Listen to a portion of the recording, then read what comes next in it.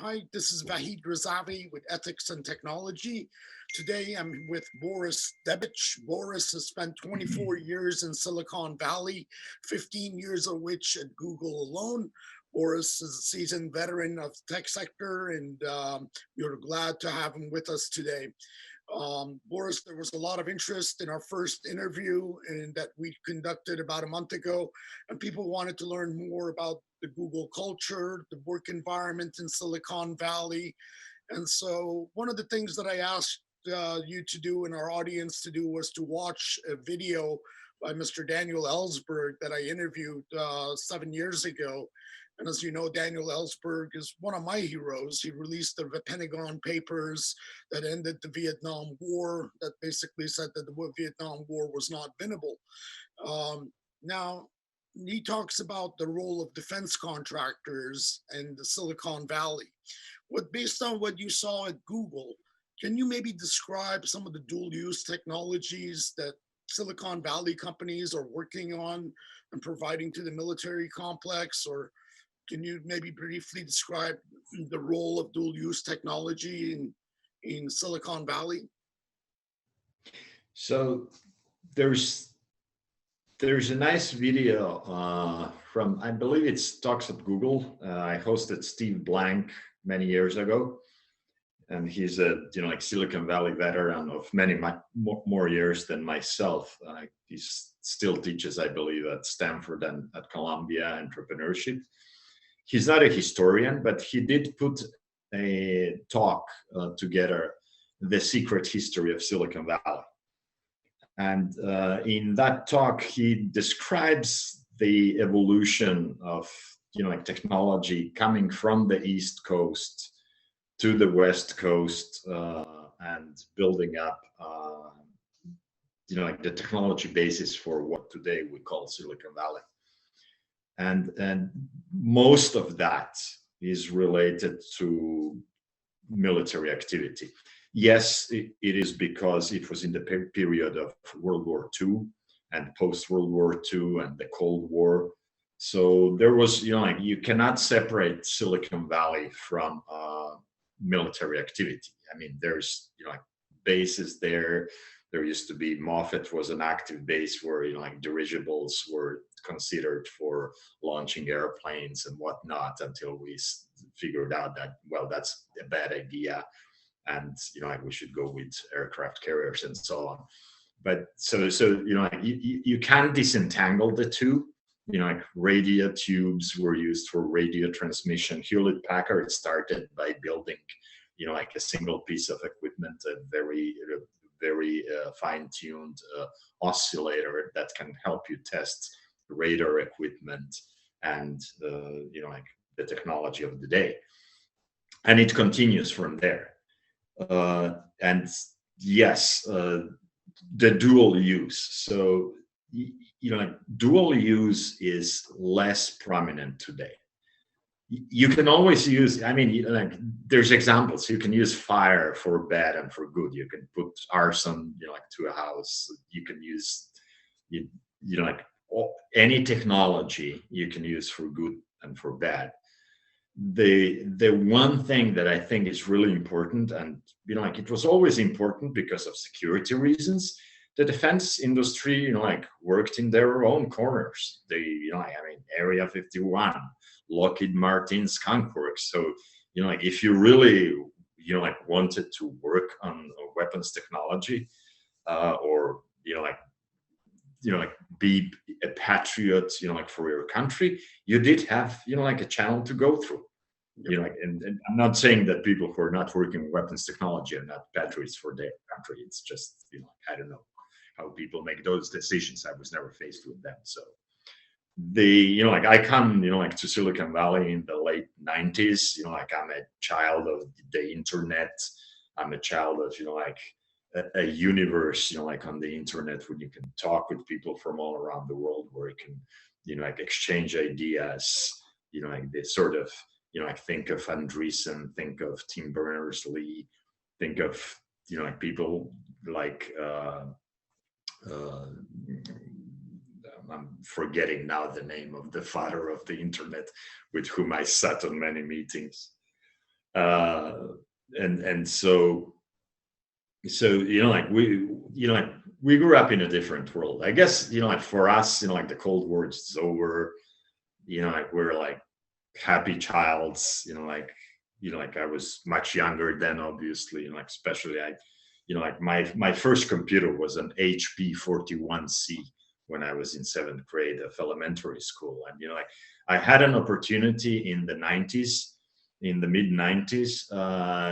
IBM gave me an offer. Hey, like you've done some great work, like in computing. Like you should join our lab in Massachusetts. And like I was about to join the place, and I get an invitation from a completely no-name company in Silicon Valley. And like I'm weighing this, like Joe Welsh, IBM, established company, or this no-name place in Silicon Valley. And like I studied physics, and I know my like fluid dynamics and like atmosphere. I dabbled into climate a little bit. The weather is much better on the West Coast. And I opted, like go to this little company instead of joining a lab with 20 people. I'd had, like supervision over a few of them and so on in my very young formative years. And like, and in Silicon Valley, and, like, bam, it's like, like I was, like if you think of the Big Bang, the period of inflation, as they call it, where the universe is, like suddenly inflating very quickly. I joined, like in the middle of that inflation, essentially. And, like I saw, like I saw a lot of things, I met a lot of people, a lot of very smart people, a lot of culture in there. And, like we were about to, like change the world, because disruption is the name of the game, and change the world in a way which is, like rational. Let's make some money and let's make people's lives better. Right. And like that's what I did. And like I joined Google. Like friends called me and like, hey, we need you here. Like you can solve this problem. You've solved it prior to this at Epiphany. You can do the same at Google. I said, yeah, sure. And I joined at Google when like it was 2,500 people. Like a community essentially. Like less than a small town. And, like we all got together, we had big arguments, and some people wanted to do this and some other people wanted to do that. And, like I remember, like discussions about DRM, like should videos be free or not? Should we put code in there? Yeah. And it was very progressive, like at the time. Yeah, I will come back. And then like on the bubble, growth starts. And things, like kept changing and changing. So I'll get back to the Google growth and the kind of inequality that I think has been created in Silicon Valley due to the fact that we treat our contractors separate than we treat our employees. But I want to talk more about the notion of doing good versus evil in Silicon Valley and working for, let it be the defense industry or the coal industry or the oil drilling industry, and creating carbon footprints. For example, Amazon, my old employer, claims that they are in protecting the environment, but yet they work hand in hand with companies that promote the use of carbon fuels and carbon emissions. So you can't have it both ways. You can't say that we're environmentally friendly and we have an environmental anti-climate warming policy, and at the same time you're supporting companies with your infrastructure and your technology that are doing the exact opposite and undermining it. In the case of Google, what I'm curious on is on Project Maven and other projects like that. What was the environment like, and what was the atmosphere like within Google's employee base that made those kinds of objections, rise up to the level of management, so that management heard from the employees? What actions were really taken by employees? Let me go back up a little bit because I don't know exactly when you joined Amazon, like how big was it already or not? I joined Google at a relatively early phase, although I said to myself, I'm really a startup guy and I love, like teams of 20, 30 people, and that's it, because that, that's where you can do, like a lot of the quality work. This was already 2,500 people in engineering, and I said to myself, oh, well, I'm going to stay, for like a year and then move on, like to another startup. The typical Silicon Valley thing, where your tenure is 2 to 3 years at a company. So when we talk about the companies, and the reason I'm bringing this up is there's evolution to companies, okay, and this may play in the way we treat companies eventually, when like the legislature and everybody else catches up to what is actually happening in technology. So like in the early days, like when you're small, when you're vulnerable, so to speak, you partner, you adopt good behavior, because like that's you need the public support. Your customers are the public. You need public support. Like if you're doing like shenanigans, you're not going to last very long as a technology company.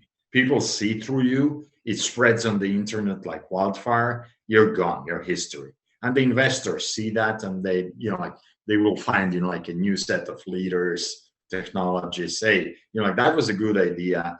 Like the execution was bad. Let's try it again. Maybe it will work. When you cross over a threshold, and like we had a lot of internal discussions about this, and like when you're inside, you don't exactly know when that threshold is crossed. It's almost like a logistical curve. It's sort of like you see that like certain decisions are going a little bit away, but like most of the rest is still okay. So yeah, all right, well, maybe they need that in that department and whatnot. When things like snowball, and you get really to the size of Google today, which is 200,000 employees, many of whom are not employees but contractors, and we discussed that, and we can discuss that later on as well. Things become like a little more blurry. The transparency decreases with growth, as opposed to like the early universe, where like the very early universe is completely non-transparent, and then as it expands, it becomes transparent to electromagnetic radiation. Smaller companies are very transparent inside, and then as they grow, magically they become less and less transparent. There's good reasons for that. There are some valid reasons for that, but like you have more investors in your company, and like you have to be transparent to the investors, and like sometimes that necessitates that you can't be completely transparent with the employees.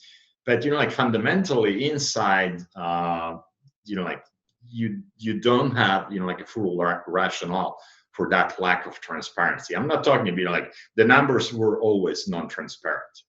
So like we never like when we were 2,000, when we were 200,000, like numbers before reporting and all of that was like in very well guarded systems, and only like the CFO and people around him would like prepare that and work on that. So yeah, I'm not talking about that kind of transparency within the company. I'm talking about like decision-making transparency, which is the important thing, in my opinion. Now, what changed? Well, I mean, I think growth has a lot of things to do with that. But like you have these black swan events where like you get like a push from one side or another. At one point in time, like China was a big thing, even before Trump invented China as the big thing. It was really like in the mindset of, hey, look, that economy, like it was like pure numbers. That economy is growing. Like anybody who wants to play a global role, I can be a like big successful company, they need to have something in China. And so we, started efforts, and that's all history, well known. And but at one point, information floated, within the company. Hey, we actually have a guy there who sits with our guy in the office. He, gets a phone call from, I don't know, a ministry somewhere, and we have to literally erase things. And I guess part of the leadership, including Sergey, who has his own experiences from his family living in the USSR or in Russia, or I don't know now the timeline for them. I think in the USSR. So he's sensitive to that, and so he says, well, we should not do that. And we tilt 180. That same thing gets completely eroded with the new leadership when we announced, well, we're just toying with having search available in China, but under very constrained circumstances. And I understand the push for that. So that's Dragonfly I'm talking about. And I understand, look, you can't ignore China. You can't be Google and not have search in China. It's sort of, slapping in the face. That's what they used as leverage, right?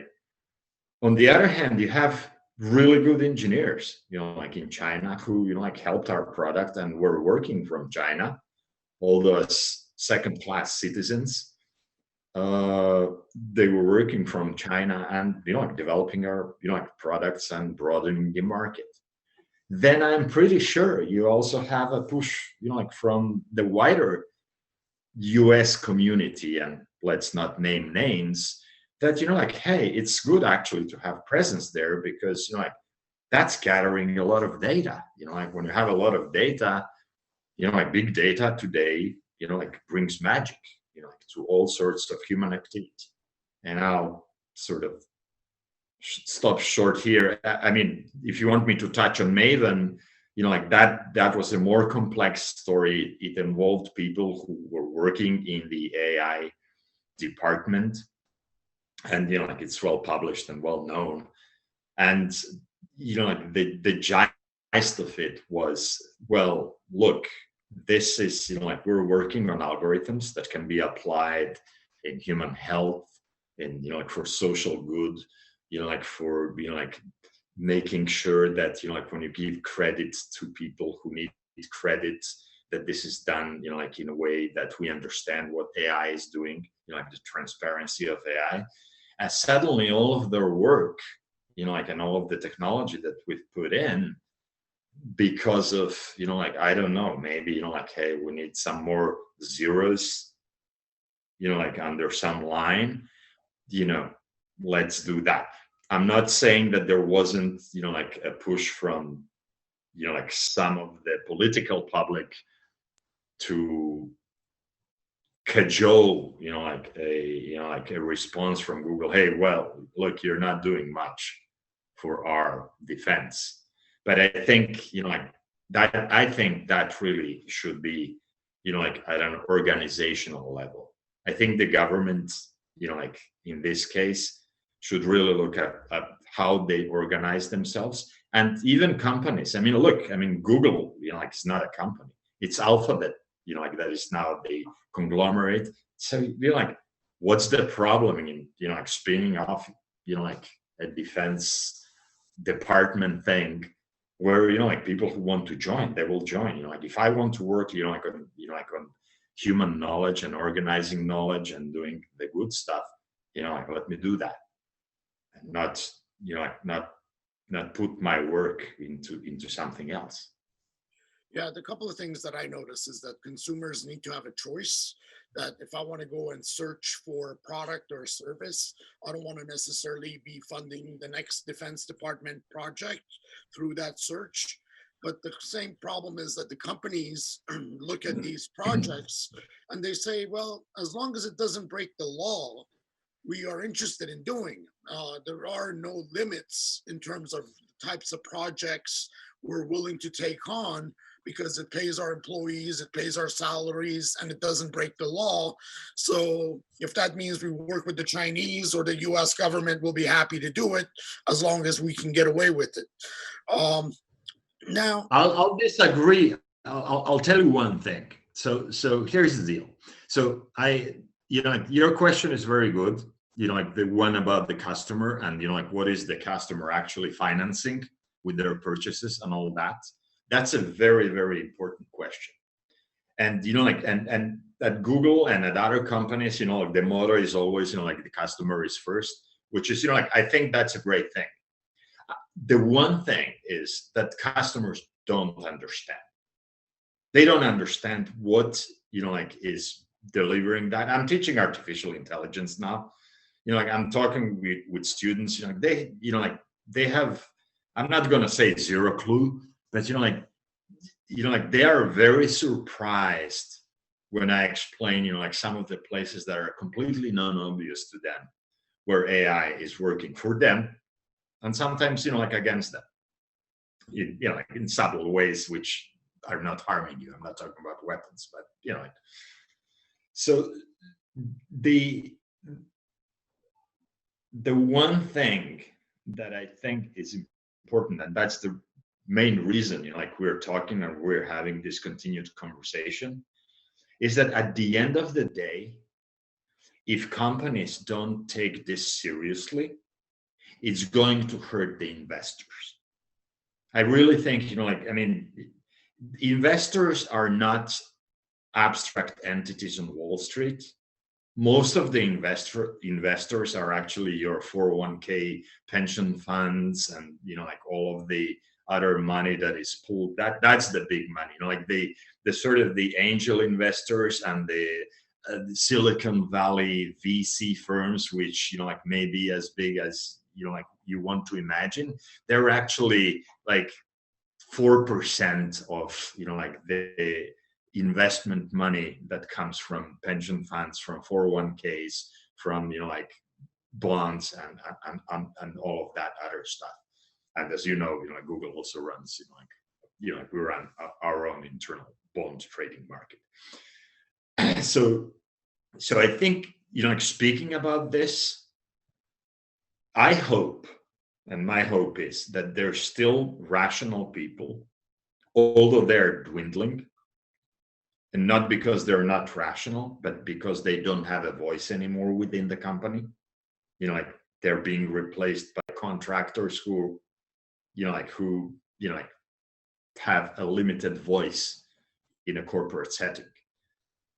Perhaps there's like rooms to think about how to change that. But then again, like if you have contractors on 401k visas, on H1Bs.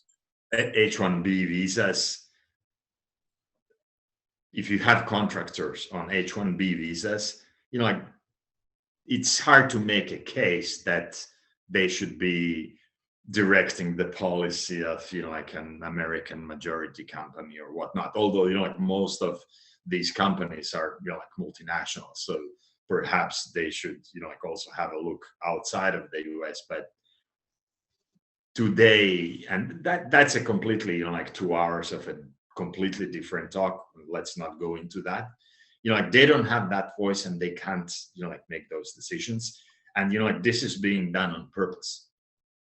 Right. Like like the first rationale is, well, it makes sense for us. Okay, like it's just like cheaper, more productive labor. Okay, which is oftentimes like I would love it if it were more productive labor, but it often like the more productivity, it translates to cheaper labor, and then you end up in situations where you have 20 people living in a single family home and stuff like that, which is like unheard of in like even the 90s. So the social erosion that comes with that is like a fact that is not accounted for in the books when we look at, like the behavior of all of the big companies in the market today. I do understand, like sometimes they so Google is, Alphabet is majority of, like it's essentially the decision making is in the hands of a few people.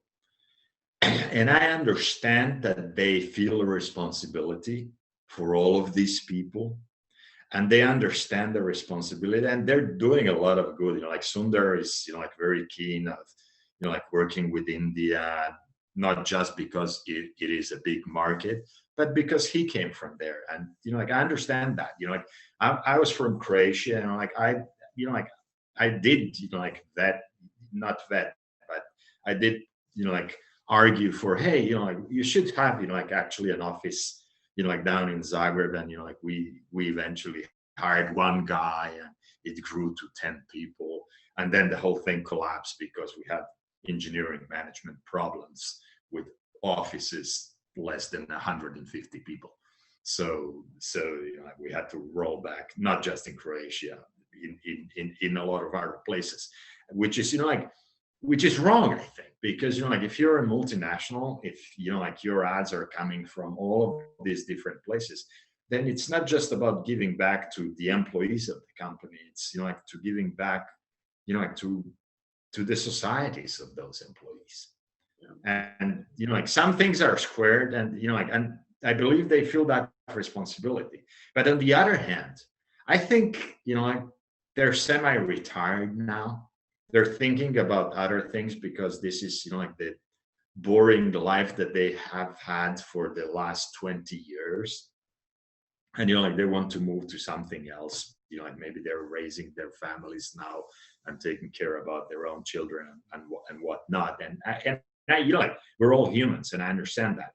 But I don't, like I don't think I ever saw, and this is what troubles me the most, I never saw, apart from, like the don't be evil, which is a very abstract thing written on a piece of paper, like before, like filing for IPO, I don't think I saw a strong commitment for, like serious ethics.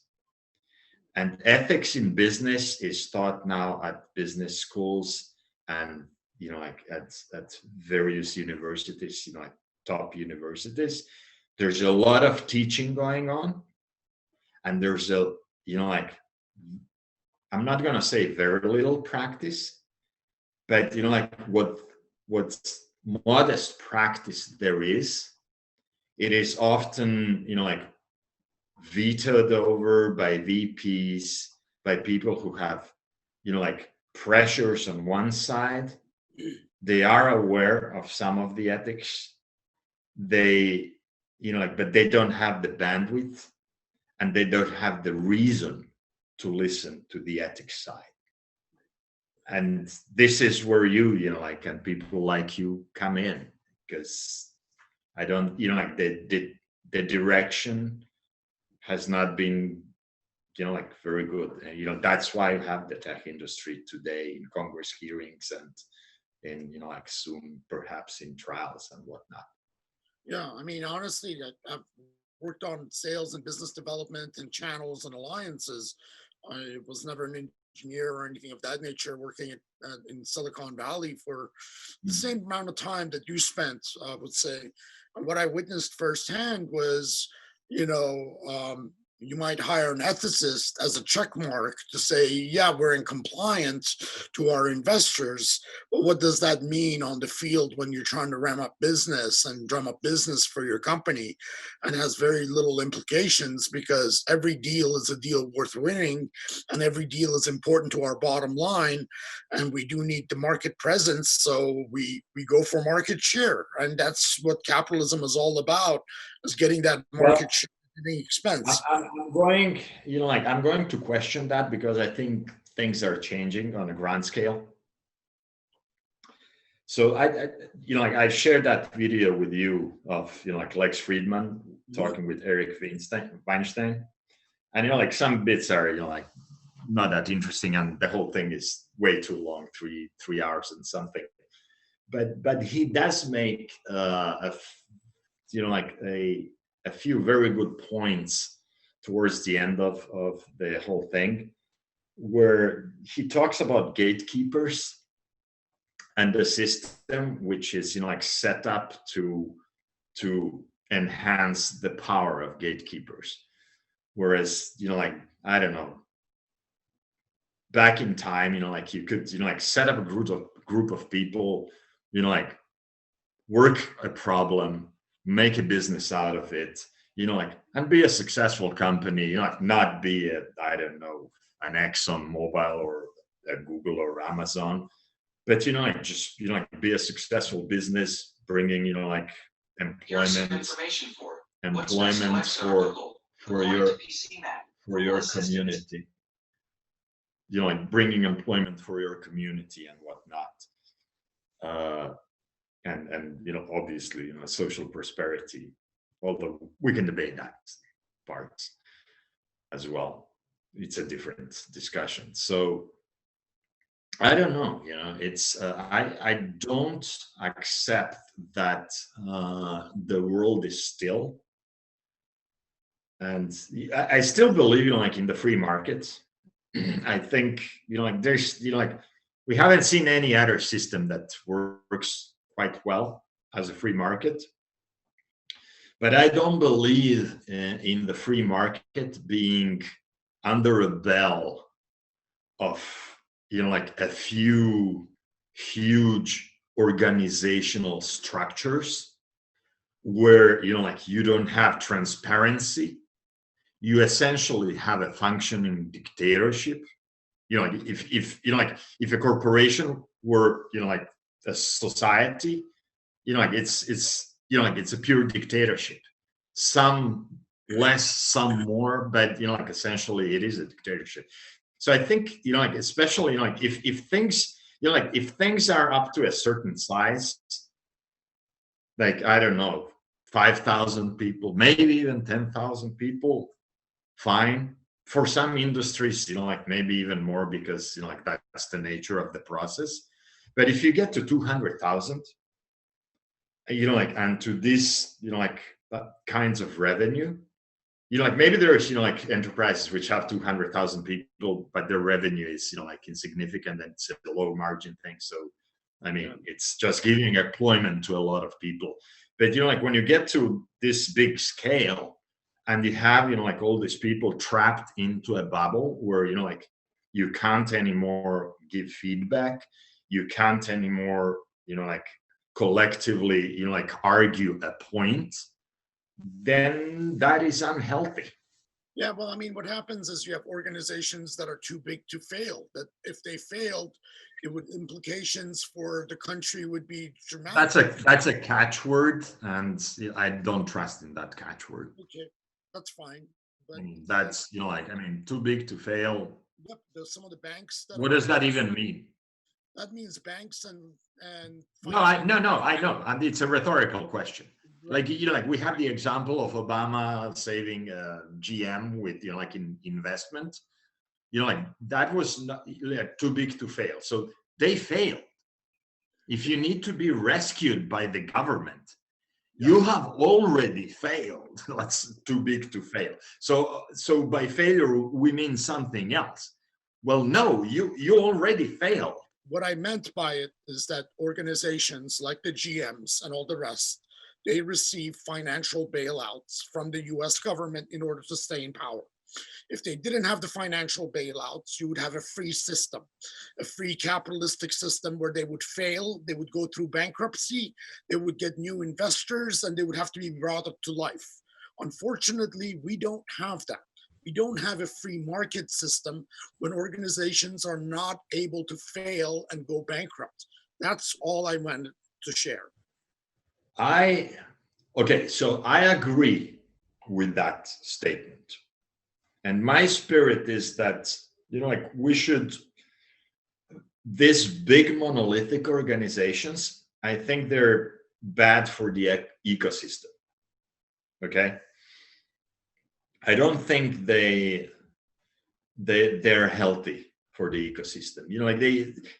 In any case, the bulk of the GDP for the US is about 40% SMBs.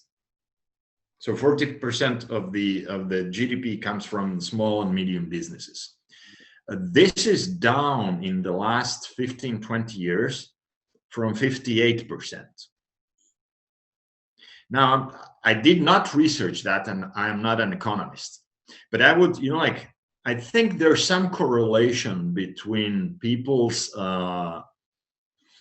income, relative income, going down to that phenomena.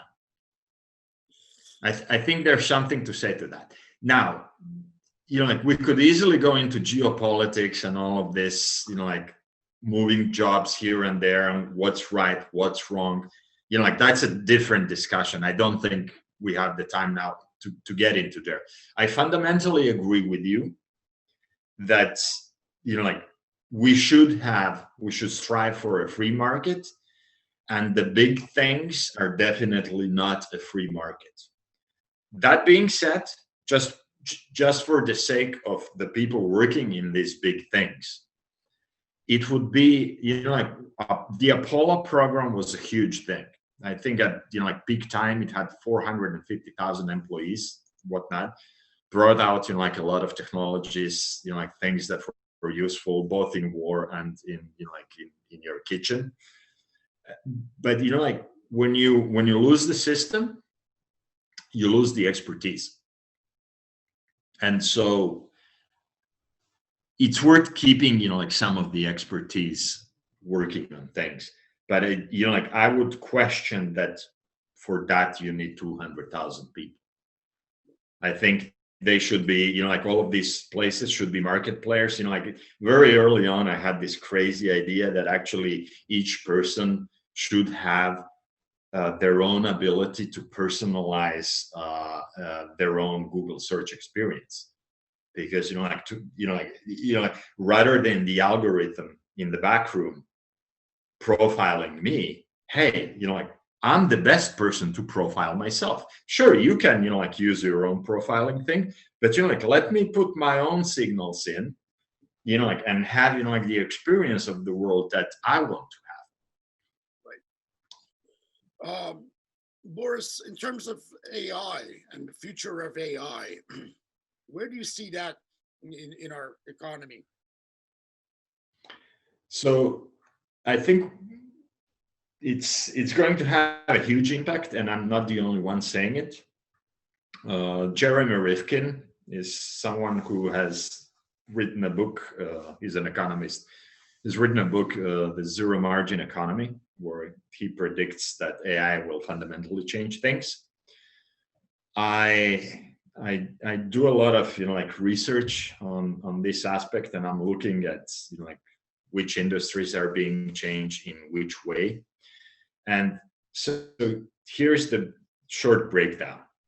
There's going to be about $12 trillion made in gained productivity by putting AI to work into all aspects of the human economic life. That is between 2020 and 2030. $12 trillion is like an abstract number, it's an abstract pile of money. To put a perspective, I think the Iraq war, all of the costs, the war, the munitions, and all of the, later on, the vet costs and the hospitals and the caring for the veterans, that was put at $3 trillion. And the European Union budget for 2020, if you take that amount and multiply it by 77, then you get to $12 trillion. So I don't think this is an over-optimistic prediction, unless an asteroid hits us and we're still not looking for them actively, as much as we're actively looking for the enemy. So I don't think that's completely unrealistic. And the reason I think it's not unrealistic is because of the following. So in the 1800s, when we introduced the steam engine to replace, like muscle power with mechanical power, and all the way into the 70s, we gained approximately 0.3% of GDP growth per year.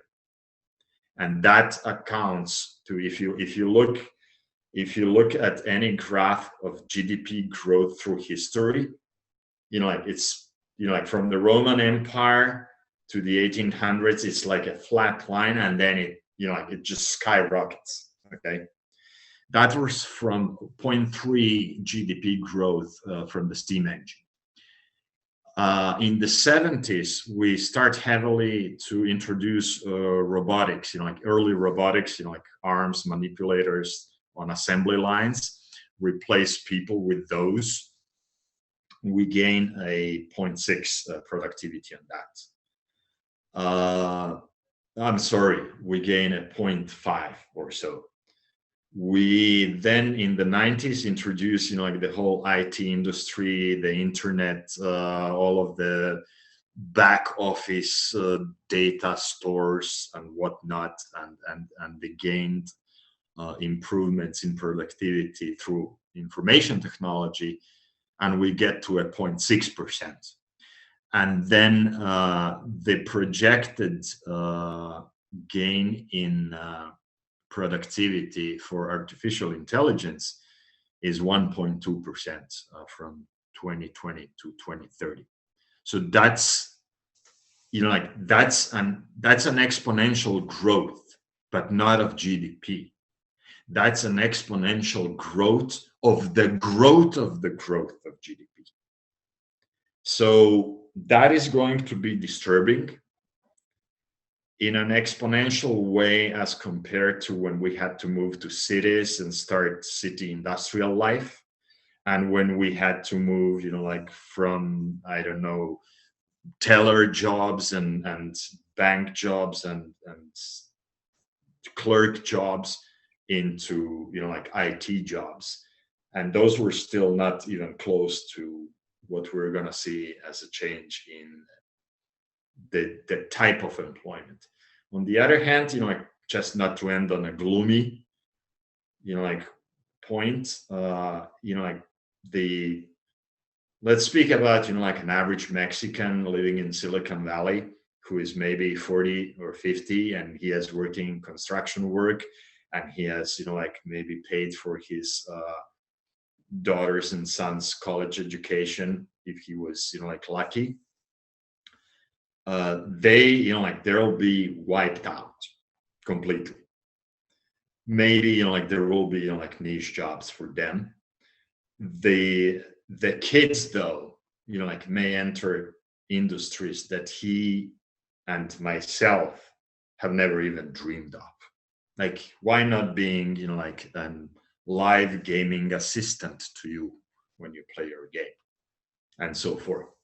Like, and there's many other things. I'm just, like picking on the gaming industry because they have all these in-game things going on. But, like we're in for a change. The talk of my the title of my talk that I gave last week was "What is the future of future?" And that's where I explore these themes. And, like the two things that are for certain is that, like it's going to be changing very rapidly. Social disruption is going to accelerate. Like you see what's going on in the political system in the US in the last 20, 30 years. So that's going to accelerate. So if we don't bring ethics, rational thinking, but into a conversation, not just within the vice presidential elite of the company, but, like throughout the rank and file and every person in the society, like that's not going to work out very well. Yeah, one of the things that we believe in is just the role of the community as a whole as it impacts the decisions that we make in the tech sector. So what is the job of that Mexican that you describe who's working in construction going to look like? But also the billions of people that live less than $1 or $2 a day globally. What does it look like in our communities of churches and synagogues and what have you, and how they deal with AI and technology, and what is the role of religion in the future?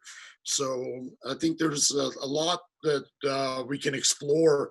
Boris, I want to, before we end today's call, is there any burning desires on your end, anything that you think we should have addressed on today's call that we haven't, that you would like to bring up at this point? No, I think we covered quite a SWOT for today. Just to end on a, like on an optimistic note, cautious but optimistic. Okay, it's the way I was taught, like during the war: be cautious but be optimistic. Like the challengers are great, and like a lot of members of the society, like everybody in the society should have a voice in this. The one problem that I see is that, like a lot of people don't understand some of these things, because oftentimes they're shrouded in, like in a veil of, like it's something that, you can't understand. No, like AI can be explained, like to a layperson quite easily. But like it's often circumvented because it serves purposes, like from education to journalism and whatnot. I think like education in what is AI, education in why ethics and morals and like religion is a way of being moral for groups of people as well. That is important. I think people understand their religion. You don't have to explain that, but I definitely think that a lot of people don't understand AI. They don't understand the economics and the impact of AI, and like what can they do for their children. Maybe I should end with like the question I get often, which is like, what should my people, like, what do you think should my kids study? And I said, look, I mean, first of all, like don't approach the question like that. See what they love. I'm encouraging in that. But like if you want to sort of like stir them a little bit, like whatever is creative, that's not going to be taken by AI. That's what I can tell you. And whatever it is, like routine and something that's like you don't have to work very much to learn about, that will probably be taken by AI. Wow. Well, we'll see what happens with the future. I would love to see the future's presentation one day. So maybe you can provide that to our audience. It was done in Croatian, so I would have to translate it first. Which I'm sure after all these years is no problem for you. So, but we could. No. That's why we built Google Translate.